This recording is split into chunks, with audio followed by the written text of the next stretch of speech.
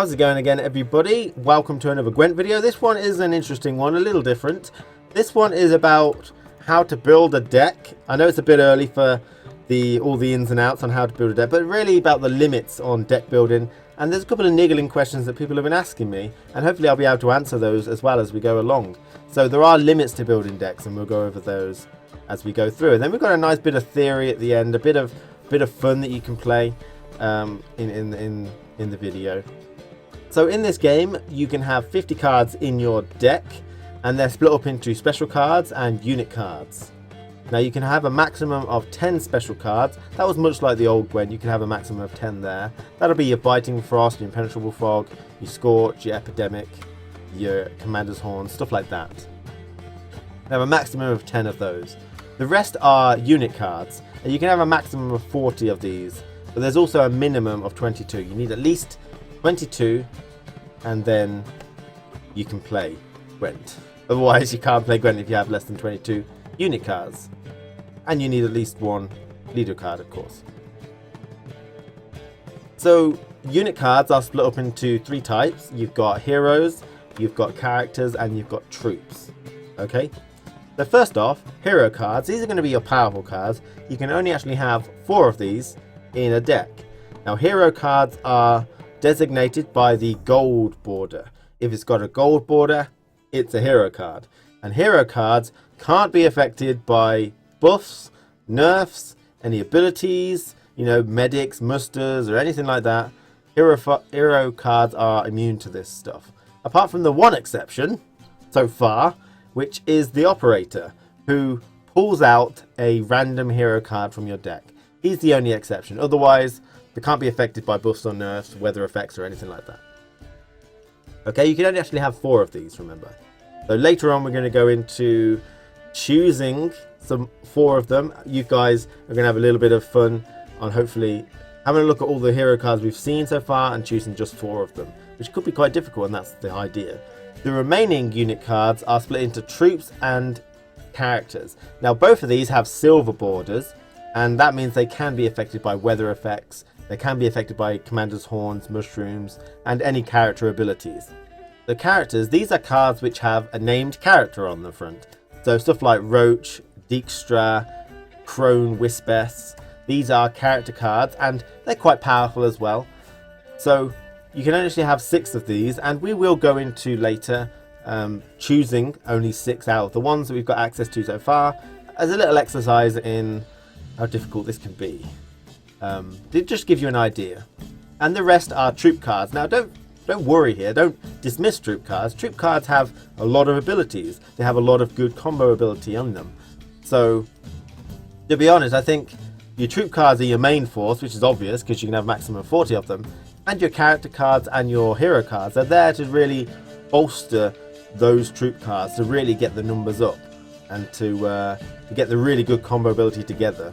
Because your troop cards are going to have your morale boosts, they're going to have your bonds and your musters and stuff. So troop cards are very important in this game as well.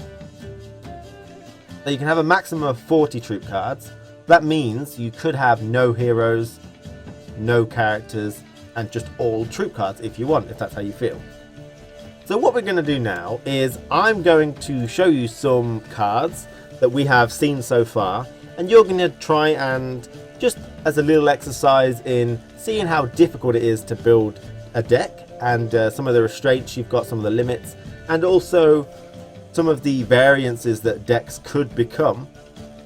You're going to try and choose cards based on the limit. So let's pretend you're building a monster deck. I have collated all the monster and neutral cards. The monsters are always going to be at the top, and the neutral cards are always going to be on the bottom row. Okay? So first off, we've got hero cards. I'm going to go through them very quickly. Just have a think. You've got a maximum of 4 you can choose from here. Okay? Monsters at the top, neutral at the bottom. So first we've got this 2 strength melee. He will duplicate all Wild Hunt cards on the board and place another copy. So this can quickly escalate into having a lot of cards on the board. Next we've got Leshen, 7 strength. He will summon 3 2 strength wolves, which I think might be Wild Hunt, which will go with the first card. Next we have down the bottom, we've got Geralt Igni. He has a Scorch with condition. If the melee row is 15 strength or more, he will Scorch the strongest unit. and he also removes Biting Frost. We have Avalak, a 10 strength spy that places on the opponent's side. You get to draw 2 cards and the opponent draws one themselves, which is revealed to you.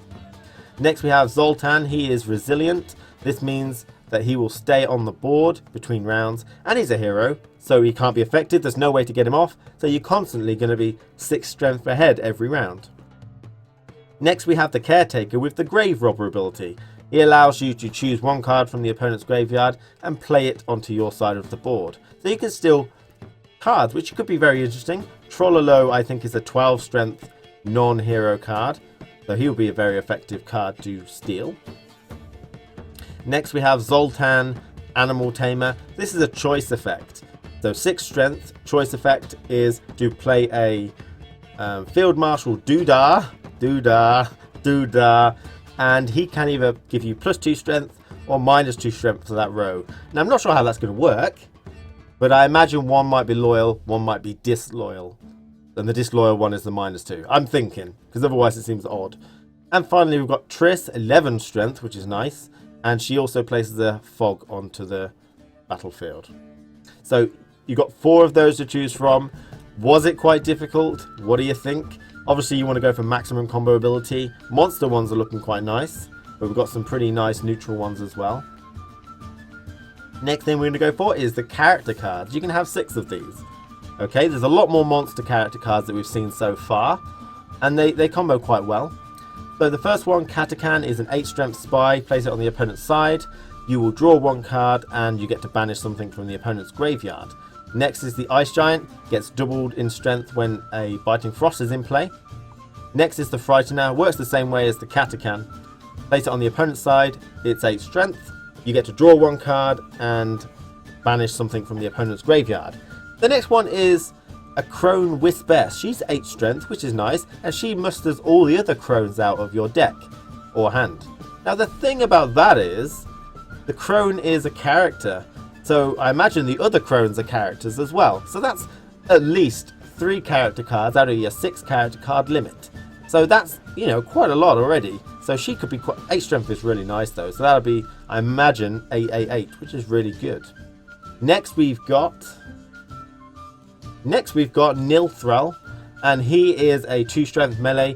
He will play a Wild Hunt Warrior, which is 6 strength melee, from your deck, which would get doubled in strength if there's a Biting Frost on board, and also Nilthrall gets doubled in strength if there's a Frost on the battlefield as well. Now onto the neutral strength cards, and the monster ones seem to have quite a bit of doubling in strength when Frost is in play, which is interesting. In the bottom right we have Vesemir. He summons all other witches from your deck or hand. He's an 8 strength card himself. Now we've got the Operator. He's 8 strength, acts like a spy. Place him on the opponent's side and summon a random hero from your deck to the battlefield straight away. And we have Lambert, another 8 strength card, melee. He summons all other witches. So seemingly, I don't know how many witches there are, but they seem to be characters. So you might be able to fill up most of this character limit with witches, which is interesting.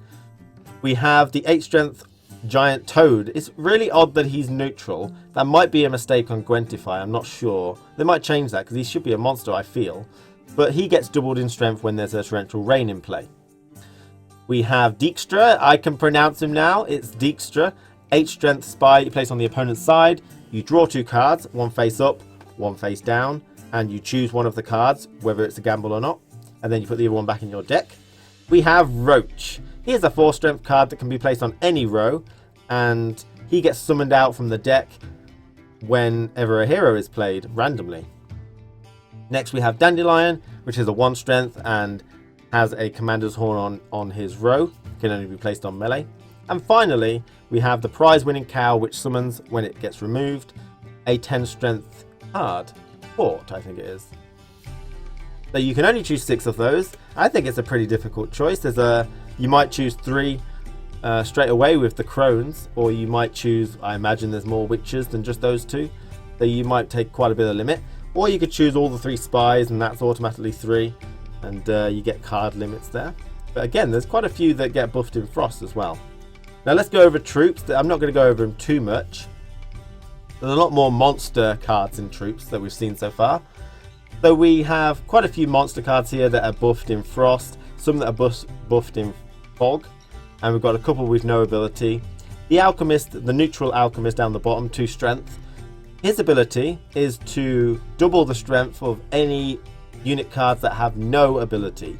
So the Wyvern and the Griffin would go to 16 strength if you had the Alchemist. Now, the Alchemist ability doesn't mention anything to do with glyphs, so I'm thinking it might stack with Commander's Horns. So you might be able to use the Alchemist to get the Griffin and the Wyvern to 16, and then Commander's Horn them to 24 each, which is a very strong strategy if you want to do it. Hopefully we'll be able to see whether that rings true in the beta. And finally we have the special cards. Now down the bottom, I'm going to start first. We've got only 10 slots for these, and if you played the old Gwent, each one of these you have 3 copies of each, but a maximum of 10 in your deck. We have Torrential Rain, we've got Biting Frost, Clear Weather, we have Inspiration in this thing, which is basically Commander's Horn, Decoy, Epidemic, which is an opposite Scorch. Scorch is the lowest. We have Fog, Mushrooms or Spores, and Scorch, which Scorch is the highest strength cards. Now at the top special card is a monster specific one, which is called White Frost. Now this allows you to choose whether it's a Biting Frost or an Impenetrable Fog when you play it. So one of the difficulties about choosing these is obviously you've only got 10 slots. You don't want to pick too many like Clear Weathers because you don't want a handful of 3 Clear Weathers, and you don't really know what opponent you're going to get when I assume you don't know what opponent you're going to get before you build a deck. So you might be able to build several decks and then get an opponent and then choose which deck you want. That might be possible. But you don't want to put too many weather effects in. One of the things in old Gwent was if you were playing monsters, you wanted as many Biting Frost as you could. Monster deck, as we can see with White Frost, has an advantage that they don't have to put any Impenetrable Fogs or Biting Frosts in, and they can just keep White Frost, which is very useful. But you really have to kind of work, get a good balance between this, so you don't get the wrong sort of mix in your deck when you pull them out. So I hope you enjoyed that like little game of trying to see how hard it can be to build deck only with the cards that we've been given so far. So there's probably more out there, and so there's going to be a heavy deck variation, which is really good. So just to recap, the deck limit, you can have 50 cards in your deck. 10 of them are going to be special cards and the rest are going to be unit cards, which are 40. And you can fill this up with a maximum of 4 heroes, 6 characters, and a maximum of 40 troops. And you need a leader ability. So this was a really interesting video for me. I really enjoyed looking at all these types of cards and trying to analyze just how difficult it can be to build a deck. And I'm excited to see, I can't wait to actually try. So thanks for watching, everyone. If you've got any questions involving Gwent, then feel free to ask me. I'm always looking for any excuses to do more Gwent content. And take care. Hope you enjoyed the video. I'll see you later. Alright guys.